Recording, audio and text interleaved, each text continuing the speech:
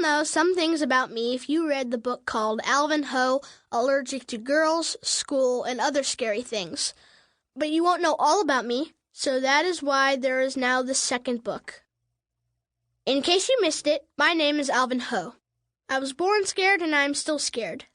Things that scare me include long words, especially hippopotomonstrosesquipedaliophobia, which means fear of long words. Punctuation, except for exclamation points. Exclamations are fantastic. The dark, which means I have nyctophobia. The great outdoors. What's so great about it? Lots of things can happen when you're outdoors. Hurricanes, tornadoes, mudslides, landslides, the end of the world. I'm scared of many more things than that. But if I put all my scares on one list, it would mean years of therapy for me. And I already go to therapy once a month, on account it's supposed to help me not be so scared. But my brother Calvin says when you're born a certain way, that's the way you'll always be. So you might as well hug your inner scaredy cat. My brother Calvin, he gives good advice. I'm not so good with advice. I can never think of any, except maybe this. When in doubt, always ask, what would Henry do?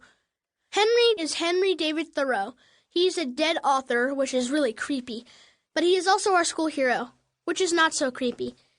And he was a lot like me. He had stuff figured out, even when he was little. He was born in Concord, Massachusetts, just like me. And, gulp, died in Concord, too. Of course, I could never say, what would Henry do at school, where I never say anything. This is on account of school is mortifying, and when I am mortified, it means I'm totally scared to death. I can't scream, I can't talk, I can't even grunt. Nothing comes out of my mouth, no matter how hard I try.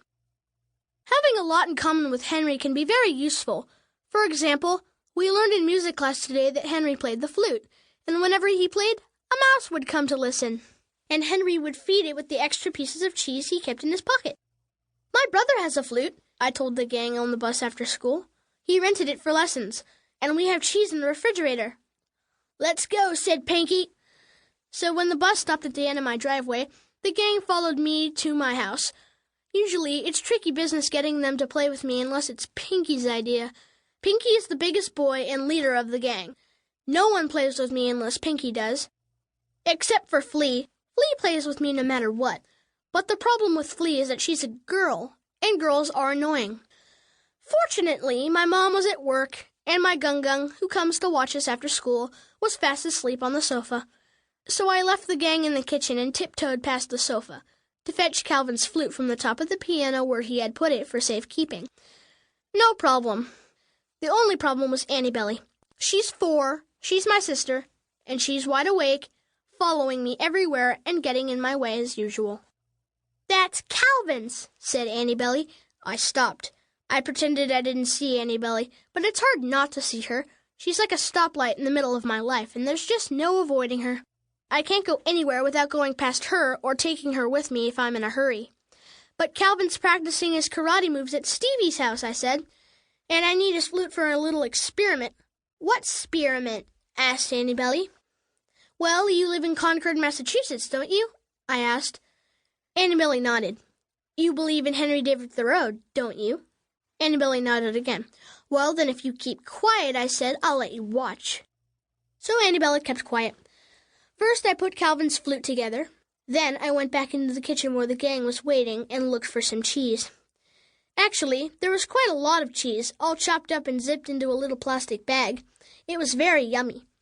And we were hungrier than a pack of starving mice. By the time we finished snacking, there were only a few crumbs left to put in my pocket. But I was sure our teacher, Miss P, had said that Henry had pieces of cheese, not crumbs. I heard pieces too, not crumbs, said Sam, who usually pays better attention in class than I do. A mouse isn't going to come for crumbs. So we cobbled up our crumbs together to make a piece of cheese, which I put in my pocket. Then I picked up Calvin's flute, put it to my lips, and blew.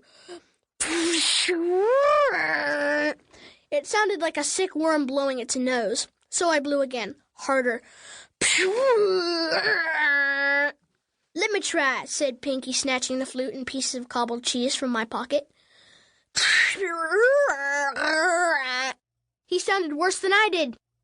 Then Nia took a turn, then Sam, then Jules, then Eli, then Hobson. By the time Calvin's flute was finally past a flea, it was drooling worse than our dog Lucy on a hot day. And the cobbled cheese that ended up in her pocket was hardly recognizable as cheese, except for the smell. Worse, there was no mouse anywhere. It was not a good sign. Even worse, a car was pulling into our driveway with Calvin inside. "You're busted now," said Annie Belly. "Alvin Ho," said Flea, "this is gross. I'm going home."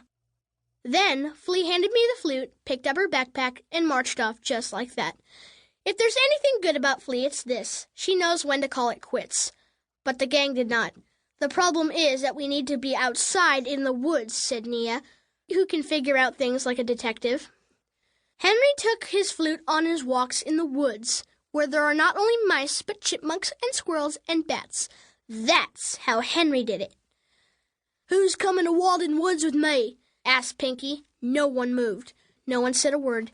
Then Pinky turned and headed for the door. "Last one there's a chicken butt," he said, and before I knew it, the gang rushed out. If I were not scared of the woods, or if I had my Firecracker Man gear, I would have run after them. Firecracker Man isn't afraid of anything, but I am afraid of everything, especially the woods. They are full of trees, and Walden Woods behind my house is the creepiest of all. It is full of big stones, too, carved with the words of Henry David Thoreau and other dead people. If you read their words and stay long enough, you can even feel them sitting around having a chat. Lucky for me, the gang forgot the flute. But unlucky for me, Flea was right. Calvin's flute was really gross. It was sticky and slimy and dripping with drool. And I was holding it when Calvin came in, dressed to kill. There are many advantages to being Calvin. 1, you're 9 years old, almost 10. 2, you can haul firewood. 3, your fingers fit in a bowling ball. 4, you can crash your bike without crying. 5, you can do karate. And 6, you can kick my butt. There's only one advantage to being me. 1. I'm not sure what it is yet, but there must be something. Okay, I can clean a flute like nobody's business. And I can put it back in his case, and I can put the case where it belongs for safekeeping. "Okay, Calvin?" I asked. "Okay," said Calvin, but he was not okay. He was still mad at me. So I gave him one of my best carved sticks, which is supposed to be a walking stick, but is especially useful for digging holes in the yard. Then Calvin, Annie Belly, and I ran outside. Digging holes is fantastic. It makes you forget your troubles, and when Calvin gets started, there's no telling what he'll forget. Usually everything. He digs better than anybody. He's a regular backhoe. So by the time the delivery truck screeched up our driveway and dropped off a big box, thwomp, we were buds again. We dropped our sticks and ran over. "To Mr. Alvin Ho," said the label. Calvin karate chopped the box, and I tore it open with my bare hands. Inside, gasp, was Houdini in a box, do-it-yourself escape kit. "Wow," said Calvin. "What is it?" asked Annie Belly.